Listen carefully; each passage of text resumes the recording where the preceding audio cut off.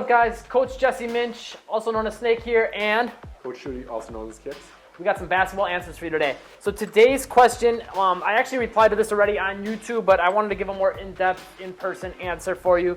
So this is from Mara Flores. I think I said your name right. She says, hey, Coach Snake, I have been having trouble with my handles. I dribble fairly well, but I still, all in caps, still can't do the behind the back.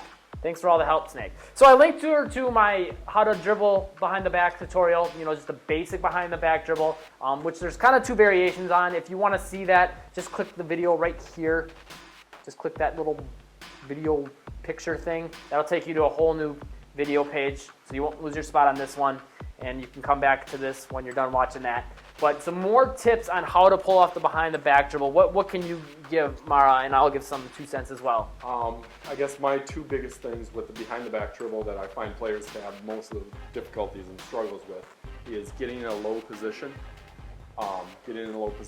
and being comfortable with that regular crossover. Because basically it is a regular crossover, just behind. Right. But when you get it behind, you can't see it. Right. So I guess throwing a third thing in there would be not being able to look while you're doing the crossovers. Right, yeah. So my pointers are, one, this is something I talk about in that video, but I cannot stress it enough. For your more stationary behind the back, where you're both feet down and you're not doing it as much on the move, slap the side of your butt. If your left hand's dribbling the ball to start the crossover, slap your left butt cheek. Might sound funny. You might even think it looks funny, but when you're doing it game action, nobody's going to notice. And once again, you will consistently know where the ball is going to end up. So that will, to a degree, help you with not having to look where the ball is. For your one on the move, you know what? People say you should never look at the ball in your dribble. If you watch this, what any player doing their 1-2 step behind the back while on the move, they look at the ball for a brief second. Yep. A lot of coaches don't like that because you lose sight of the entire court, which I agree. But if you are quick about it, if you just take that quick second to locate it and get your eyes back up, and it's just a quick, look down, look back up, I don't have a problem with it if that's the best move to get past your defender at that time. And hopefully in that situation, you have a little bit more space versus being right up on somebody Right. doing it. Yeah. You're more on the move doing it. And then the last tip I can give is just to make sure you're really focusing. And again, this will come back to your hand positioning. If you're going to do the 1-2 step behind the back, you would slap the opposite butt cheek. So again, sounds funny, but it's a way to keep it consistent. But that hand positioning and your hand motion, make sure you're working on that. One thing I'll notice a lot of players doing when we do some private lessons in our area and also some camps and whatnot outside of the state, is a lot of kids, when they're trying to learn the behind the back, they'll go with their behind the back dribble almost like this and kind of drop the ball. And that is not what you want to do. You want to be pushing the ball. Even on your 1-2, you're pushing it forward a little more, but you still want to be pushing it down. Yeah, you still want it to be a dribble Yeah. motion, not a throw motion. Right. So there's a difference that some people it takes a while for them to get comfortable Right. doing that. And with the more stationary one, especially, just focus on making it, pushing it hard and making it more of a V. Just like your crossover, you want it to be a V motion with the basketball. Going down, going up. You don't want it to be straight up and straight down. You don't want it to be super far sideways. That's how you're going to lose the ball. That's going to give you a lot of difficulty. So making sure it's a V, making sure, once again, like Coach Shuey said, getting low so your second hand can come onto the basketball quickly, especially on your stationary one. By getting low, you'll have your second hand lower and closer to the basketball to receive it, and you're not going to lose it as much because it's going to be right by the ground ready to catch the dribble. Exactly. I think another big thing is just repetition. Is just practice. Yes. There's practice. no substitution for that. You just got to practice. A lot of people, see it, by somebody, and they try to just do it in the game, and it's not.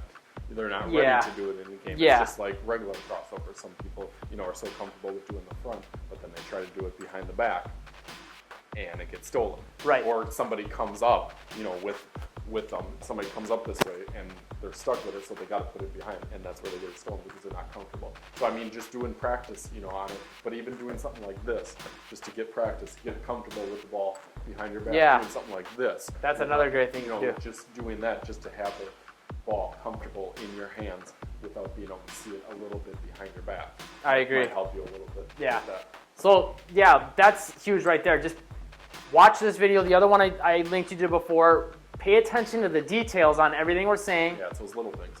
And then practice them. Go practice, get a bunch of repetitions in, and make sure you're focusing on these things that we're talking about. Putting it into practice is huge. It's one thing to listen to it and be like, oh, okay, and then forget about it. There's another thing to listen to it and actually, okay, maybe write some notes down of the main points we talked about here and bring it to the gym and work on that. That's another thing, as you just said, bring it to the gym. It's not only that. I mean, you're at your house or on your phone right now watching this video. If you're in your room, you can still practice stuff with the basketball. That's one of the benefits. Without the basketball, even just doing the motions. Yeah, exactly. That's one of the joys about basketball that we really like is you don't need to be at a court. You don't need to be at a gym. You don't need somebody else to help you. You can do it by yourself in your room, whatever, any space or area that you have. You can work on this.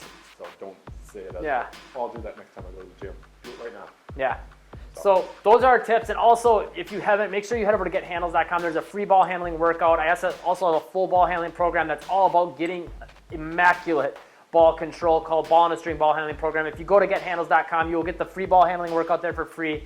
And then I give new subscribers an offer to get Ball on a String for a big discount for a little while when they first sign up. That program is going to help you immensely as far as getting next level ball control, behind the back dribble, everything. It's going to basically reprogram your body by using muscle memory to teach you how to properly dribble the basketball so you always have maximum control over it. I can go on and on, but make sure you just check out that page, and that's going to give you a lot more details on what it's all about. But once again, thanks for watching this Basketball Answers video. If you guys got any other questions, anything else at all that you need help with, that's what we're here for. We're here to help you guys improve as much as possible. So leave that in the comments down below. The more questions we get, the more we can answer, the more we can help you guys improve your game. Definitely also make sure you cycle through some of the old videos, and because a lot of these questions sometimes that we get, I'm like, I've already got a video on that, and I end up just linking to it. So make sure you use the search function on my YouTube page as well to find some more answers, but definitely leave a comment down below if it's something that I haven't hit on yet. As always, hit the subscribe button. That's the best way to catch the newest tips, tutorials, NBA talk, basketball answers, all things basketball related on this channel. And of course, stay tuned for more.